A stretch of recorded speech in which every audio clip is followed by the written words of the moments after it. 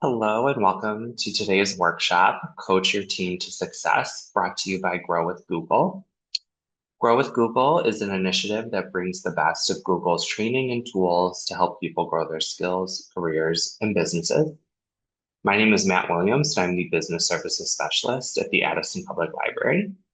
Today, you are going to learn the attributes of good managers and how you can best coach your team members to maximize their potential and performance. So let's get started.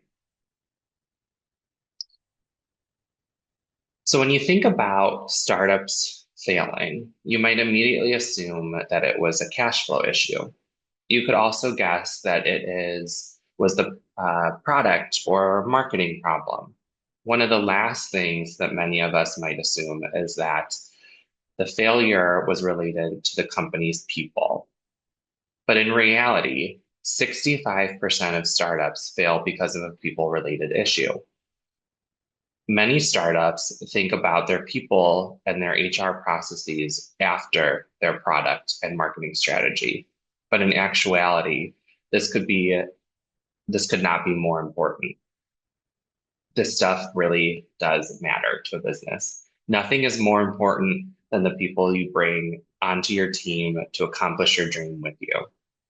You can have the most brilliant business idea, but without the right team, it will never work. So let's talk about why we're here today. Our learning objectives for this workshop are: first, we'll understand what makes a great manager based on the attributes and behaviors observed through Google's internal research. We'll see what 10 attributes that make the best manager.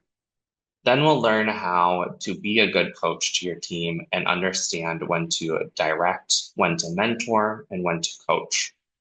And then lastly, will help you understand how to provide meaningful and developmental feedback to your team. Now, the idea here is really to maximize their potential, performance, and their own development.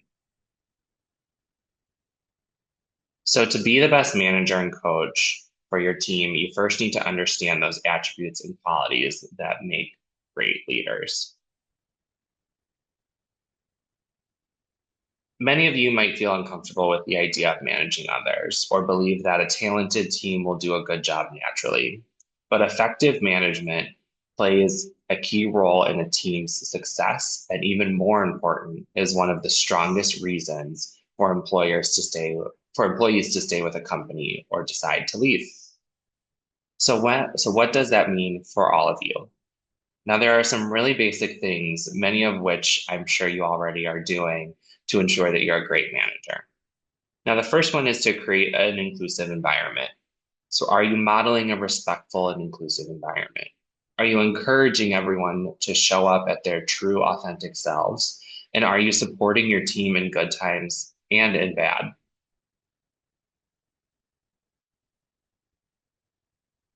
Empowering the team and don't micromanage. Now, are you involved in every nitty-gritty detail or path your team takes, or do they feel empowered to make decisions, take risks, and innovate on their own? Supporting career development and discuss performance. Now, do you calculate or do you communicate performance expectations clearly? Are you aware of your team's career goals and dreams? Do you help your team find opportunities and continue to grow in their career and their potential? The fourth one is being a good coach. Now, are you providing specific feedback? Are you asking good questions to help your team find solutions and explore options? Are you having regular one-on-ones with each member of your team that include feedback and coaching? Now, the fifth one is being a good communicator. Now, do you encourage open dialogue on your team? Are you responsive and transparent with your team? Are you truthful and calm? And are you a good listener? Now, the sixth one is having a clear vision and strategy for your team.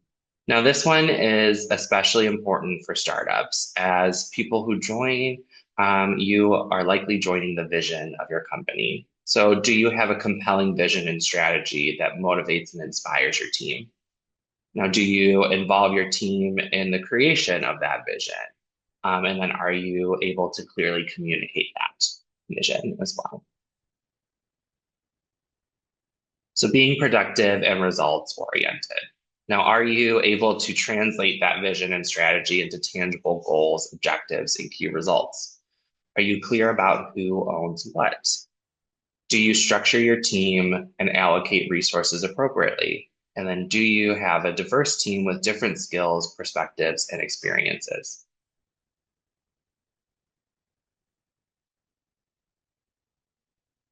The eighth attribute is collaborate or collaboration.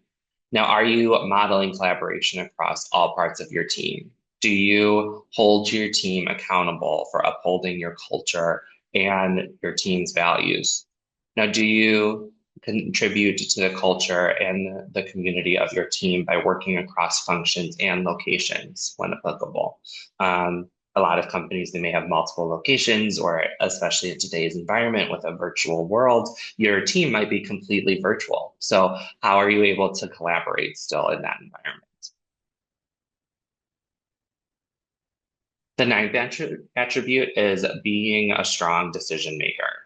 Now, are you able to take or to make tough decisions efficiently in a way that is good for your company? Do you clearly communicate that decision? Now, for example, now when you get full consensus versus when do you make an executive decision as the founder? And the 10th one is having key technical skills to help advise your team. So, are you able and willing to roll up your sleeves and actually do the work alongside your team? Do you understand the challenges and complexities of the work of your team, of the work that your team is doing? Are you constantly learning and growing your skills to meet the needs of your business? So think about what resonates for you. What do you think you'd like to focus on? What are you already doing in your business? What are you doing well? What can be improved? And which areas are you feel that are not applicable to you or your business? So today we're going to focus in on what it means to be a good coach, the fourth attribute. Now, as this is one of the areas that can make a significant difference in the overall success of your team members. So what does it mean to be a coach? Coaching is a mindset. It's a way of being, a way of relating, and a way of connecting. Coaching is about unlocking someone's potential. Now, this is huge for you as a founder or a team leader because eventually it will free up your time, empower your team, and essentially up level your entire company. Now, this is like the old adage: you can give a man a fish and you can feed him for a day, but you can teach a man how to fish and you can feed him for a lifetime. So coaching it is investing the team or is investing the time with someone to help them learn how to fish. But when do we know that it's appropriate time to coach? So as a people manager, a leader, one of the most difficult things is knowing when and how to coach. You are asked to do a lot in your day. You're asked to teach, train, mentor, and coach.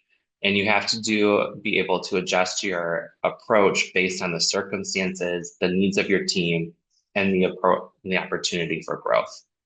So on this chart, you'll see teaching on the far end of the spectrum, where a manager shares their ideas and knowledge. But on the opposite end is in a coaching conversation, the individual is being coached is mostly sharing their ideas, which results in their development. Of course, as a people manager and leader, there are many times when you'll still have to be directive to tell someone exactly what and how to do something. But the more time you spend on the right side of the continuum, the more you'll be able to free up yourself, empower your team, and maximize the potential of every person that you work with. Now, coaching is all the way to the right side of the continuum because it is about the individual or the employee that you're working with. Now, it's about encouraging their ideas, their development, rather than imparting your experience and knowledge onto them. Now, this is a chance for you to step outside yourself, take the pressure off, and simply focus on the person you're coaching. So now let's understand why coaching is so important. So let's talk about how to best coach your team to maximize their performance in their everyday tasks. So how can you begin coaching today?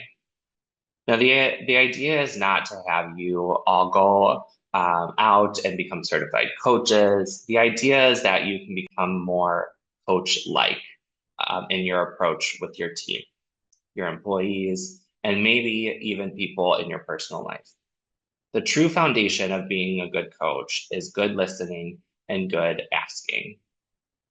Now, these are very basic skills, which I'm sure you are fairly good at already. But we'll delve into the different ways to show up, truly listen and see your team, and to be curious so that you can ask good open-ended questions.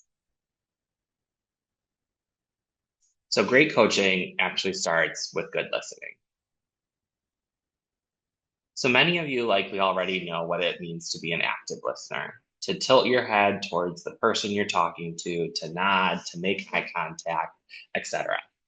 But do you know that there's different levels of listening that can indicate where your focus is and when you're in the conversation?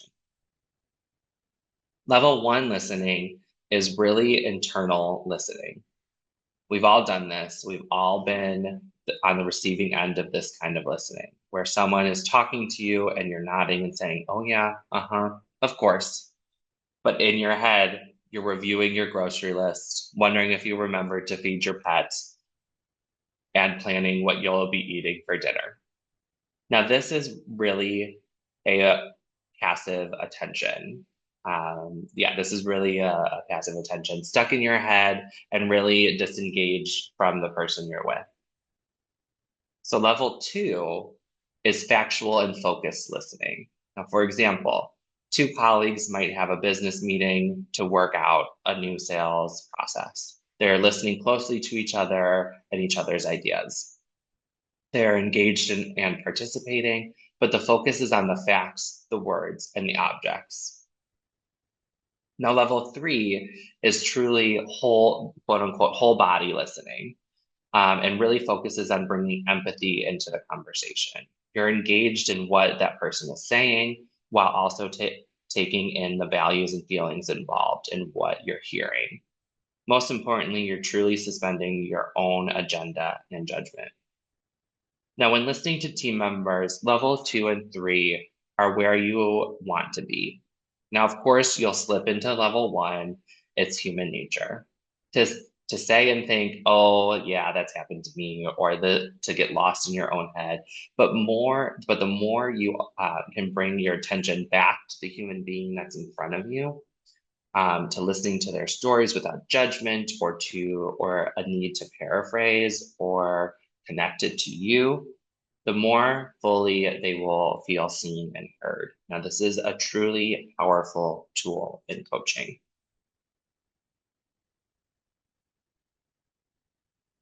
So now while good coaching starts with the right kind of listening, it also it's also about asking the right questions. Let's go to that. So coaching has much to do with asking good questions. The good news is that when you are coaching, you never need to know the answer. So congratulations, you just get to sit back and ask open-ended questions.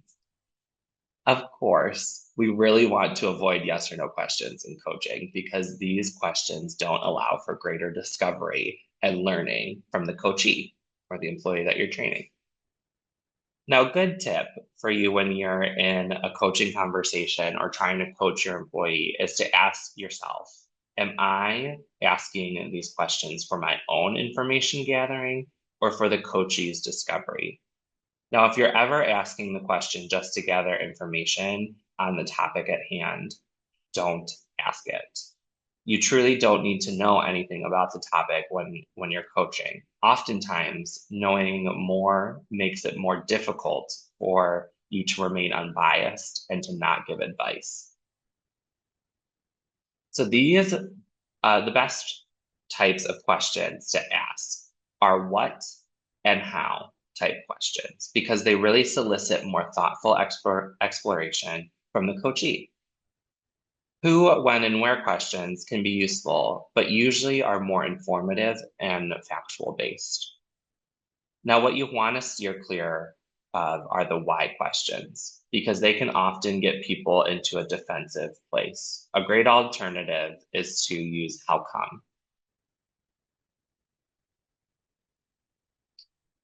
Now, a good acronym to help you stay focused while coaching is WAIT, WAIT.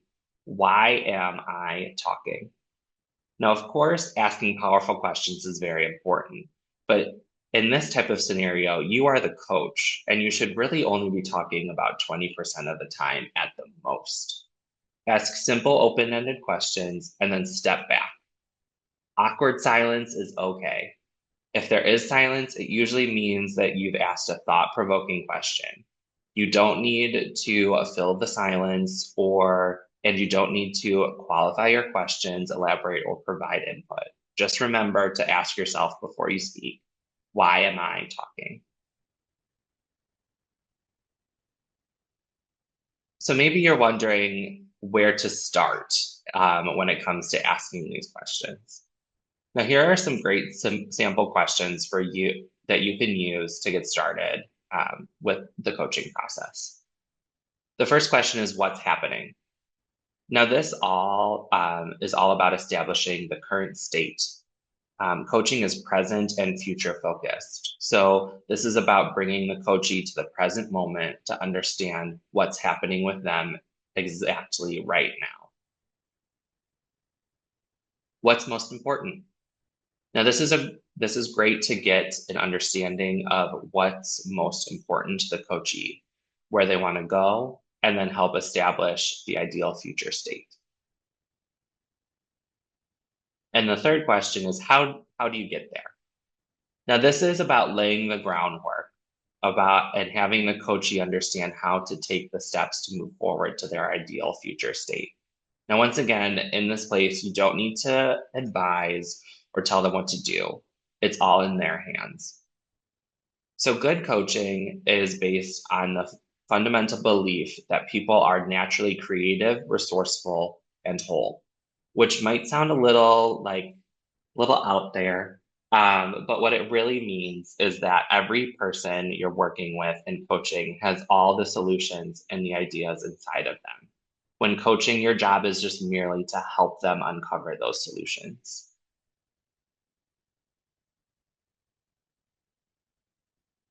So a great model that we can use to begin coaching is the GROW. This will help you work through a basic coaching framework when you're working with your team. Now, the G in the GROW model stands for goal you want. The R stands for reality of today. The O is options for actions. And the W stands for will take these steps.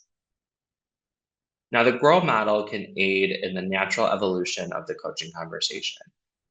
The key here is not to rush to the will part, the last stage, or to take action. Coaching is all about discovery.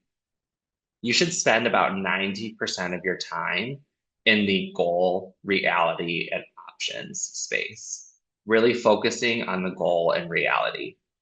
Now, it's so rare for people to explore options aloud, to dream about their goal, or to explore the reality. Coaching is the perfect time for this. Now, it's a human tendency to rush towards the solution, to immediately find the problem and fix it. But if you free yourself from this urge, you can truly help your team explore and grow on their own without the need to find a solution. Now, here are some sample questions that for the GROW coaching model that you may find helpful. So we've broken it out into different categories of the Grow coaching model and applied questions that can guide you in getting started with each phase of the model.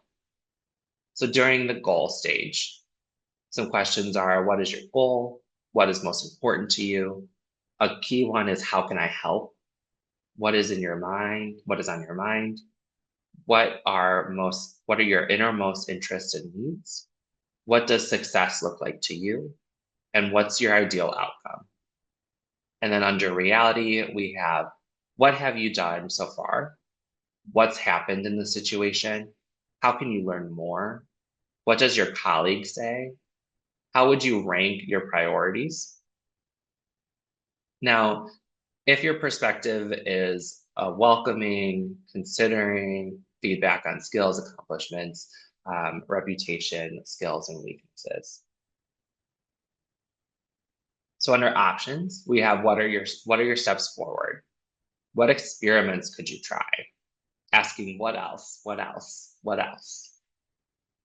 You can stretch assignments, big projects out, experiences, really break those down. And then, are there any networking options or mentors that could help with this? Now, finally, under the will category is, what is the next right step? What do you want to do? What is a good deadline for that? What resources would help? How can I help? What advocacy would help? What is a small step forward? How do you want or how do you want us to monitor this? And then how can we track our progress? So sometimes the best way to learn is simply to understand how the concepts work in practice. So let's take a look at some common coaching examples together. So as a manager, you may have been faced with situations on your team where one member is particular who was once a high performer, makes a total shift in their performance and their overall demeanor. So in this mock scenario, Angela is the owner of a local coffee shop. One of Angela's store managers, Claire, is displaying behavior that seems out of the ordinary for her. Angela has addressed these concerns in a more formal performance review, and Claire responded that she will try harder. Because not much change has resulted from the conversations, Angela decides to sit down with Claire for a coaching session.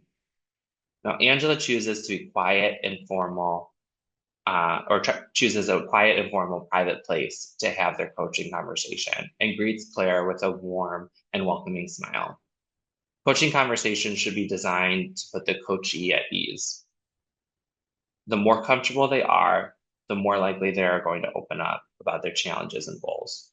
So let's look at some questions that Angela may decide to ask Claire during their coaching session.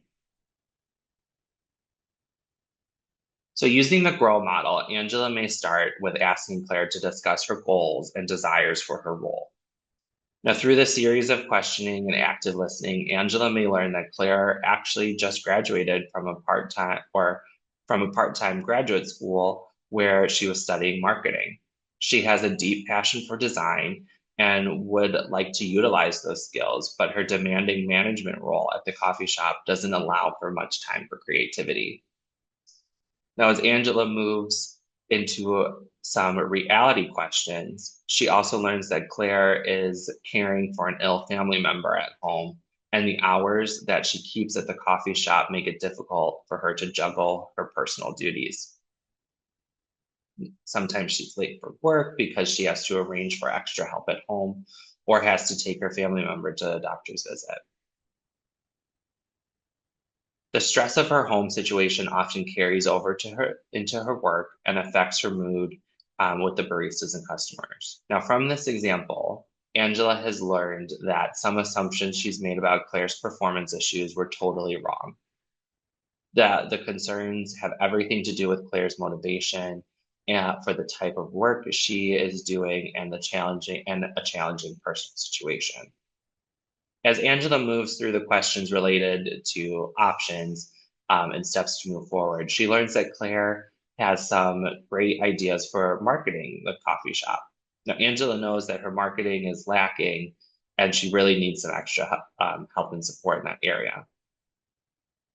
So together, Angela and Claire come up with a plan for Claire to do some marketing work for the coffee shop at home during the day so she can take care of her ill family member. Now, Angela also gives Claire the option to work more evening hours to give her more flexibility to be home for doctor's appointments. Now, Angela and Claire commit to meeting every other week for more coaching and to discuss her progress with the new responsibilities and any challenge or any changing needs in her home life. Now, had this coaching conversation never taken place, Claire may have sought out a marketing position elsewhere, and Angela may have made assumptions about Claire's work ethic and focus when she was merely stretched too thin due to caring for a family member in need.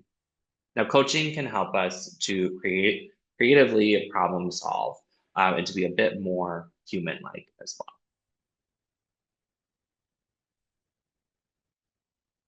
So now let's talk about when it's time to give feedback. Now, this often goes hand in hand with coaching conversations.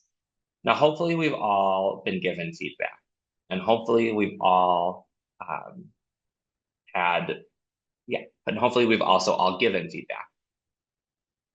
We know that it's a positive thing intended to help us grow and develop. Yet, when someone tells us these words, I have some feedback for you, it can often be a fear-inducing phrase. So the goal here today is to help begin to see what gift feedback is and begin to give that gift to each other, to each member of your team on a regular, consistent basis. So when you're giving feedback, think about how you are presenting it.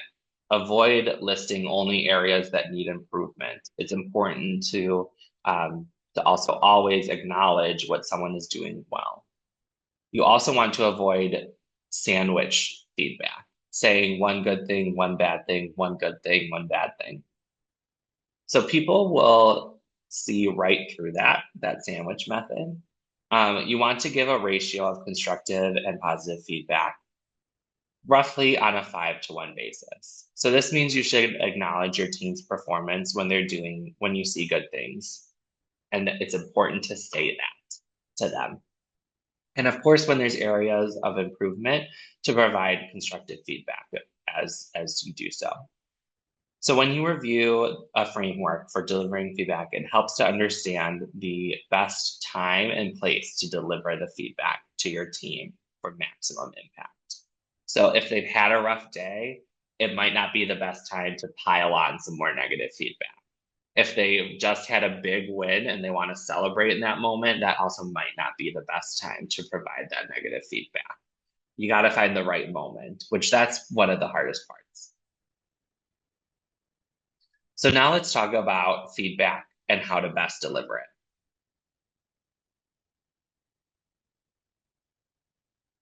So have you ever heard the old adage, it's not what you say, it's how you say it? Well, approach is everything when it comes to feedback. If you deliver feedback in an ineffective way, it could have a negative impact on the morale of your team, their development, their trust in you, and their commitment to the company. Now, this is where approach really matters. You need to find a style that works for you. But here is a framework we recommend to ensure your feedback is grounded, action-oriented, and truly aimed to develop your team and not just criticize them. Your feedback should always start with the situation. Exactly when did you see this happening? Avoid generalizations. Be as specific as you can. And then move to the behavior you observed. What did they say? What did they do? Lastly, and most importantly, is the impact. Now, what's the impact of this behavior? Or in other words, what's the purpose of providing this feedback? Now, once you move through this framework, you can work with your team member to clarify any questions, create options, and agree on next steps.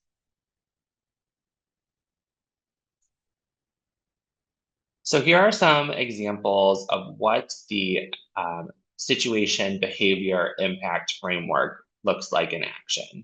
Now, using the example of Angela's coffee shop from our case study a little bit earlier, I encourage you to think about the kind of situation you may face as a manager in your business, startup, or workplace.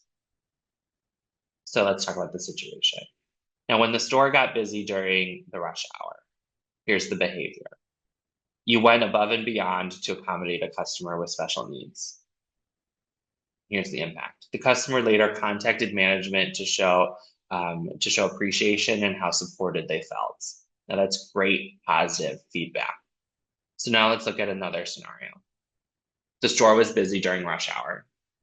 You didn't perform or delegate an important cleaning protocol like mopping up a spilled coffee on the floor. So here's the impact. It puts our customers and staff at risk. Now, this is meant to be developmental constructive feedback. So again, you're going to add some of those positives as well as that negative. It also understanding to go from the point of empathy and understanding that mentality first, then will lead to a more constructive conversation. So, in summary, get in the mindset of giving feedback. It's always positive because it shows you, you always want to be positive because it shows that you care about the success of the team. So building. So try using the steps prepare. Preparation is key. Be yourself. Be authentic and honest. Adapt the conversation to your style and to your direct reports style. And then share more positive and motivational feedback than developmental, so that 5-to-1 ratio. Now, this model can help you coach your team to success. But the most important thing is that you're giving consistent, timely, and actionable feedback to your team on a consistent basis. Now, this should not be something you're doing only during performance reviews or only once a quarter or once a month. No, this should be done on a consistent and ongoing basis. It's all in service to your team and therefore your company. So let's talk about a recap of what we learned today. So today we learned about the 10 attributes that make up a good manager, which include creating an inclusive environment, empowering your team and not micromanaging, support career development and career discussion, being a good coach, being a good communicator, having a clear vision and strategy for the team, being productive and results oriented, collaboration, being a strong decision maker, and then having key technical skills to advise your team.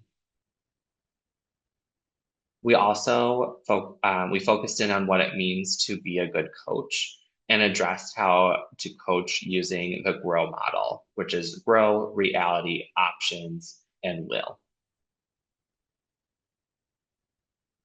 And lastly, we discussed how best to give feedback using the situation, behavioral, and impact method. So thank you so much for coming to today's workshop.